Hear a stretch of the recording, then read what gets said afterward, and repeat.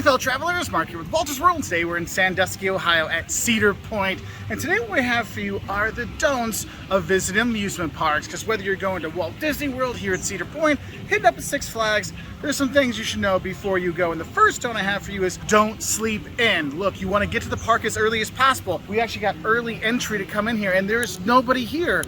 Those lines that might be 2 or 3 hours long, in the morning, you can walk right on the ride. We just did the Magnum here, which when I was a kid was a 2-hour line, and we literally walked right on, okay? So do that. Look, absolutely no line, less than 5 minutes. This line can get about 2 hours long if you're not here early, so just be ready. But the thing is, the big reason why you do that is because you don't want to waste time in lines when you're here. So what you want to do is download the app for your phone, and a lot of them will actually give you the ride wait times that'll help you know how long it's going to be if you go into those different lines. But if you're going to get here, when you get here early, you can avoid the lines. But if you go to the back of the park first, it's going to be faster to get on those rides than right at the front, because people hit the rides right at the beginning, right away, so those will be longer lines. Also, to avoid the long lines, don't forget to go ride the rides at lunch and dinner time when everyone else is getting their big old turkey leg or their barbecue or whatever. You can be riding the rides with a slightly shorter line. And with those lines, if there are fast passes at the property you're gonna go to, don't waste your fast passes, okay? If you only get 2 or 3 of them, save them for the afternoon rides when things are packed. Because if you're here before noon, the lines are gonna be the shortest. It's that kind of 2 to 4 o'clock window. That's when you wanna use those fast passes to skip the lines, okay? So don't waste them on a morning ride. Another don't we have for you is don't forget to bring appropriate bags. So fanny packs, little cross bags, smaller backpacks, those things are all really great because you can hold them on rides and stuff with you. When you've got a big backpack or a really giant diaper bag or something, it gets a little more difficult. So when you choose what bag you're gonna bring, think wisely, think small. My other fashion tip is don't wear white. So a lot of rides are wet and you're gonna get soaked and it's like a wet t-shirt contest, and that's your choice. Maybe you're wearing a swimsuit underneath, maybe you're just wearing a swimsuit. But when you wear white, particularly on the bottom half, you're going to get so much dirt and you're gonna get wet and you're gonna sit on all these things and you may never get that out. Trust me, I've definitely ruined a pair of shorts or 2 or 3. So take my word for it, not even Biz can get it out of white pants. Safety tip. Don't forget to make a meeting point and let everyone know and make sure everyone's really got it in their head where that meeting point is.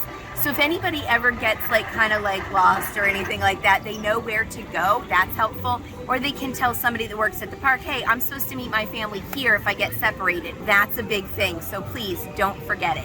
So another don't I have for you is don't forget to check everybody's height and weight when you're going to the amusement park when you come in. When you come in, a lot of them will have a pole or a line that'll say, here's the height the person is, because there will be height restrictions. In some places, there's weight restrictions for being too big or too small, and it's about a safety thing, okay? So don't forget that, because you don't want to wait 2 hours in line with your kids and then get up there and say, oh no, they're too short. You don't want to deal with that, okay? Don't feel like you have to do all the rides. I know there's this pressure. You're here and they all look amazing and you really want to get to them all, but don't freak out if you don't. Actually, it's kind of a good idea to kind of prioritize which ones appeal to you and your group most and kind of figure out which ones you want to do first.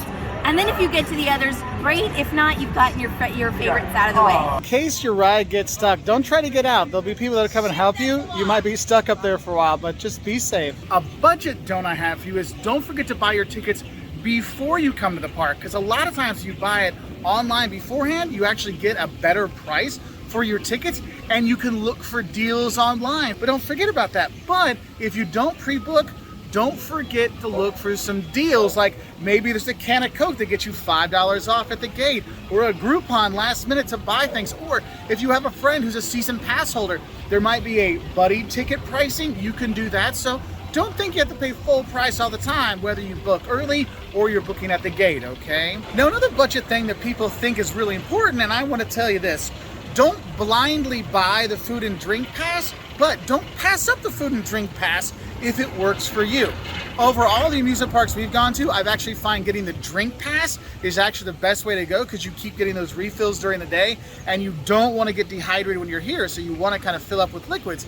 But don't think that it's going to be the best thing for you if you don't like the food that's there or the drinks that's there, or if you have limitations or restrictions. So definitely check it out. But those things, those passes for drinks and stuff, can be great, but don't think they're always perfect for you. So my next safety don't for you is don't forget your sunblock and sun protection. Before we left out, we were all smearing on the 50. Yes, I got the spray for my head, but whether it's sunblock or a hat or something, you want to make sure you're putting that on, you're wearing the hat, you're wearing the sun protection, and you're reapplying it during the day, because a lot of times you're sitting out in the sun waiting in line and you can get really, really burned. And you'll see that at the end of the day, the people that didn't have the sunblock. I know Jocelyn's the fashion person here, but I've got a fashion don't for you.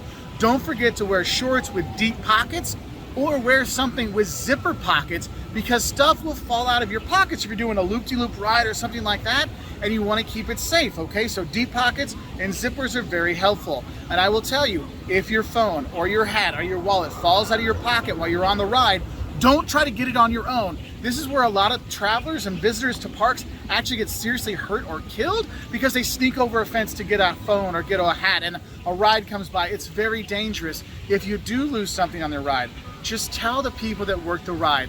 They will help you get it. There's ways to do that. Don't do it on your own, okay? Don't eat before the rides. I feel like everyone should know that, but I also feel like we really need to say it, particularly kids. Honestly, one of my children has heaved, and that was like 4 hours before. So, you know, things happen on rides, especially those big loop-de-loops, and things are spinning all over the place. Please think about that before you get on the ride, and don't eat a giant meal and then go on like the fiercest ride in the park. Not a great idea. And then there is another don't I need to warn you about. Don't forget to make a reservation for some of the restaurants that you might want to eat at. Now, this is maybe not a big deal if you're going to a place like Cedar Point or Six Flags, but if you're going to like a Disney World or stuff, they have some restaurants you might want to go to. Do make a reservation when you do know when you're going to go. Also, if you want to see one of those princesses out of Disney, you got to make sure you reserve that breakfast with Belle or afternoon tea with Ariel. You need to make sure you're reserving that when it comes open, because if you're a kid or you wants to see a certain princess, when those things open up, you got to get those spots when you can. So don't forget to make those reservations. Don't think an amusement park is just the rides. Get out and go do the other stuff. There's games, there's shows, there's like all sorts of other things going on in parks. My kids really love to take a break, like around 2 and 3 o'clock when it's like blistering hot outside. Go get in one of those shows and it's got air conditioning, and oh my gosh, is that ever a relief. That's one of your greatest hits. Let's make life a little easier and don't buy the souvenirs at the very beginning. Oh my gosh, what are you gonna do? Tote around giant Snoopy all day long? It's absolutely crazy. It's also a great way to like get your kids to like, you know, they'll want to mosey through and see all the stuff. But that way then they can pick out what like is really important to them, rather than just like wanting to buy everything and you having to say no 1,000 times. Just make that rule. We're not gonna buy anything until the very end, and then you don't have to cart it around with you. Also, your financial status at the end of the day might be a little different than it was coming into the park in the morning. So think about that and buy stuff at the end. And that's where we're gonna say, don't expect this to be a cheap day. Amusement parks can be, you know, you can get a deal, but probably not gonna be really cheap.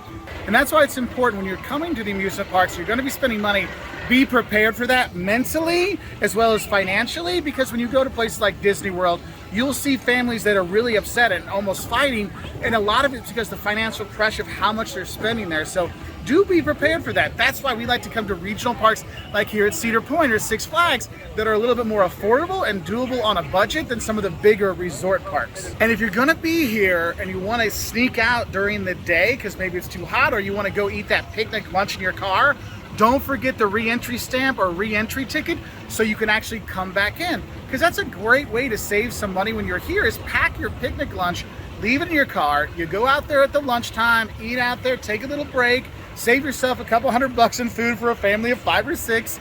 That can be a big difference, but you have to have that re-entry ticket. Otherwise, you might be paying tickets all over again, and you don't want that. And speaking of your cars, I want to tell you this with your parking. Don't park in the very front.